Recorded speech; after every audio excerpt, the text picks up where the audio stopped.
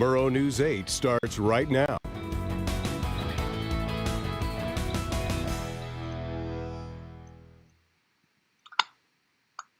Good evening, everyone. I'm Asher Line.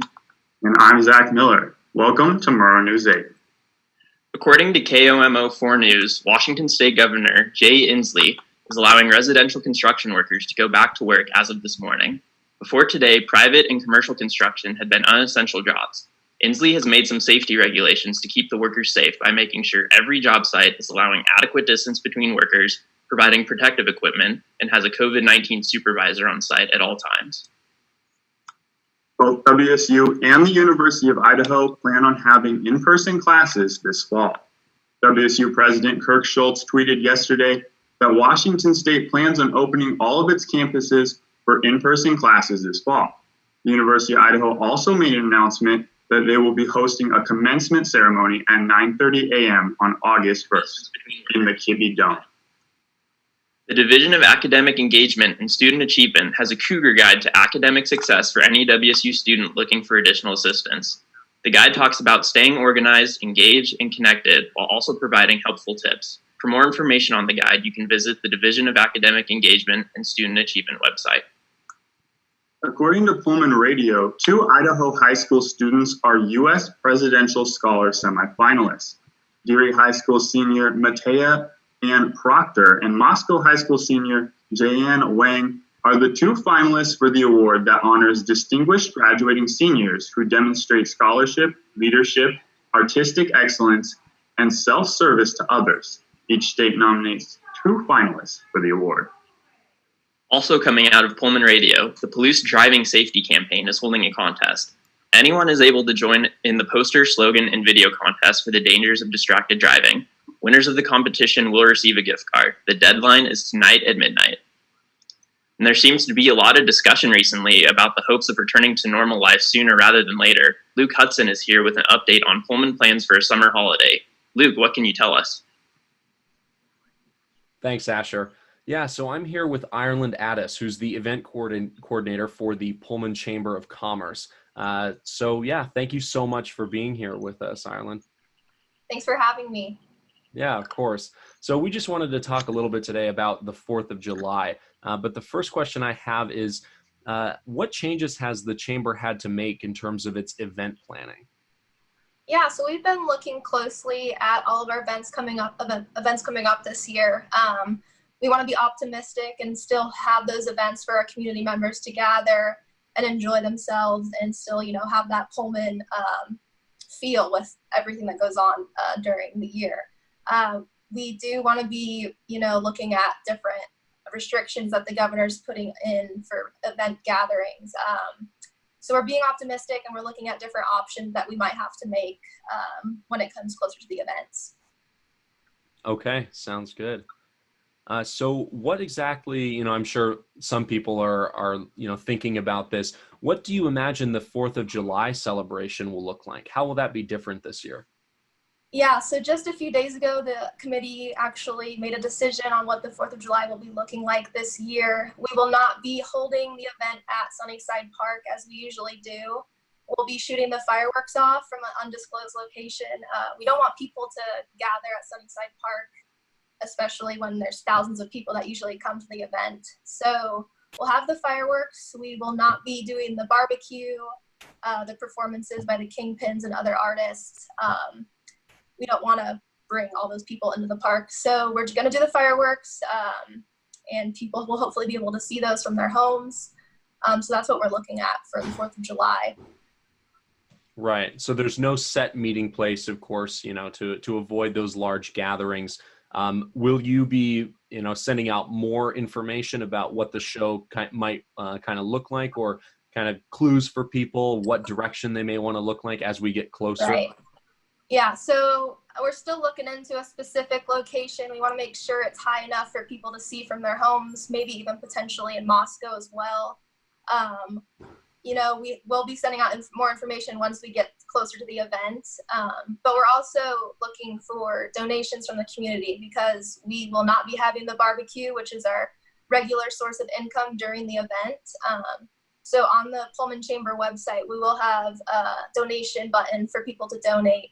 so that we can have the best 4th of July fireworks show that we can. Mm-hmm. All right, sounds good. And then, just as a final question, if everything goes according to plan, what do you hope people take away from this new kind of format for the celebration? Yeah, I hope people can understand that we're trying to do our best to, still bring the community together during COVID-19.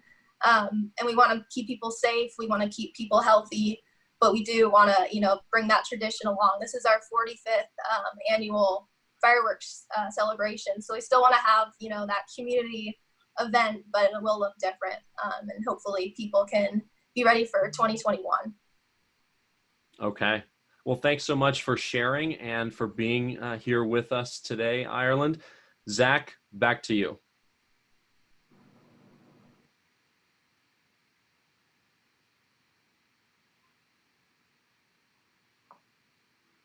Thanks so much for joining us, Luke. Volunteer firefighters from Whitman County Fire District 7 out of Rosalia responded to a fire on US Highway 95, south of Rosalia, around 4:30 this morning that destroyed a shop.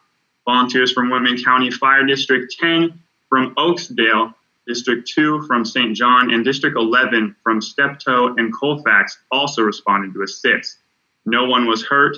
The City of Pullman's fire investigator has been called in to determine what caused the blaze. Also, the Spokane Veterans Home confirmed 9 new cases of coronavirus yesterday and also announced they will be transferred to Mann Grand Staff VA Medical Center for treatment. The Washington State Department of Veterans Affairs reported 34 veterans and 13 staff members at the home tested positive for COVID-19. Idaho Governor Brad Little announced a plan to start reopening the state. He said business could go back to, quote, somewhat normal operations by the end of June. He broke the plan down into 4 phases, each one lasting 14 days. The first phase is scheduled to start May 1st. According to CNN, Georgia Governor Brian Kemp has reopened some non-essential businesses. Some of the businesses being opened are gyms, hair salons, tattoo parlors, and bowling alleys. Georgia was one of the last states to make a stay-at-home order, and now is one of the first to start reopening, despite pushback from some mayors. According to the Washington Post, President Trump said during a press briefing that disinfectants could be injected into coronavirus patients. Medical professionals and the makers of Lysol responded by telling people not to inject themselves with cleaning products, which can be toxic. And it seems as though Pullman and the whole Northwest has been experiencing some indecisive weather recently. Yesterday here at my house, it was raining on just one side, a downpour out my side window, but the sidewalk in front of my house, which was completely dry, kind of strange. Grace Arness has what's in store for us this weekend in Pullman. Grace, is Pullman getting some weird weather too? After, I would say that it's a little bit similar to you over there in Great Falls, just because we are getting some rain and sunshine throughout today and tomorrow. Today there will be a high of 58 and a low of 43. Earlier this morning we saw a small amount of rain, but those shouldn't come back for the rest of the day, while this afternoon will remain a little sunny and a little cloudy. Sort of a mixture of the two, kind of like at your house. Tomorrow, even though the temperature is staying relatively the same, there will be more rain, as you can expect some scattered showers in the morning and some consistent rain after about 2 p.m. The wind will also be a little bit stronger in the tomorrow, with about 13 miles per hour coming from the southwest. So watch out for some gusts. Looking across the state, over in Olympia and Seattle, there are consistent showers today with a high of 62, lows of 49 and 52. If you're over on the west side, just bring your umbrella or a normal rain jacket, because I don't know anyone in Washington who uses an umbrella. Over in Yakima, the Tri-Cities, again, they always get better weather than us, with highs of 66 and 67. They'll be partly cloudy, but mostly sunny, with lows of 42 and 43 at night. Over here in Spokane and Pullman, on the eastern side of the state, Spokane is a little bit warmer, about 4 degrees warmer, but still cloudy, kind of like us. Looking for next week, for the next 5 days, you can expect some clouds with lots and lots of clouds with sun, partly sunny skies coming in on Sunday, rain Monday, and clouds for the rest of the week. Just sort of changing, just a normal spring. Back to you, Asher. Thanks for the update, Grace. The world of sports is seeing many firsts right now. That includes the very first virtual NFL draft. I watched the first round of the draft for last night, and it was quite interesting. Promise Callaway has more. Promise, tell us about the first round. Thanks, Asher. Yes, the sports world has been seeing a lot of its firsts. Speaking of firsts, in yesterday's NFL draft, Joe Burrow was drafted by the Cincinnati Bengals first overall. Burrow went live on ESPN after being drafted and said, quote, "I just wasn't as good as I was my senior year during my previous years, but I worked really, really hard to improve." Next in draft news, the Seahawks selected Texas Tech linebacker Jordan Brooks with the number 27 pick Thursday night. The shock was in Seattle's decision to make a pick in the first round without making moves to acquire additional picks later in the draft. Seattle coach Pete Carroll said, quote, "We always need to get faster and get tougher on defense, no matter what spot we're talking about. And Jordan fit that perfectly." Brooks said he wasn't surprised to hear his name called in the first round, but was surprised that it was Seattle making the call. Some more good news for the draft. During Thursday's first round of the 2020 NFL Draft, Commissioner Roger Goodwill announced the 2022 draft will be held in Las Vegas. The Las Vegas Raiders posted on Twitter yesterday afternoon saying, quote, "Today the Raiders are excited to announce that the NFL has chosen Las Vegas to host the 2022 NFL Draft celebration. Las Vegas, let's shine." The draft next year is scheduled to be held in Cleveland. Moving on to Cougar sports, our WSU women's basketball team added a pair of talented international players to its 2020 recruiting class just yesterday. The first being Charlize Legger-Walker out of New Zealand and Ekin Çalıkdemir from Turkey. Charlize comes to Pullman as the top-rated player in her class in New Zealand and brings in arguably one of the most impressive resumes amongst players in her age group throughout the world. Ekin is a 5'10" combo guard from Istanbul, Turkey, where she was a member of the Fenerbahçe basketball club. That's all I have for sports today. Back to you, Asher. Thank you for that, Promise. We'll be looking forward to seeing those two on the court here soon. Some good news, though, for Idaho anglers. The Idaho Spring Chinook salmon fishing season opens on Saturday. This year's run is expected to be below the 10-year average, and the fish are also arriving late. As of last Sunday, only 6 Chinook had crossed Lower Granite Dam into Idaho.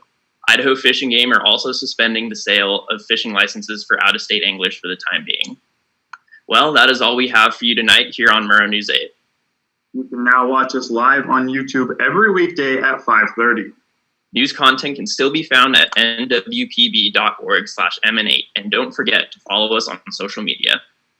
Have a good night, everyone. Stay home and stay healthy.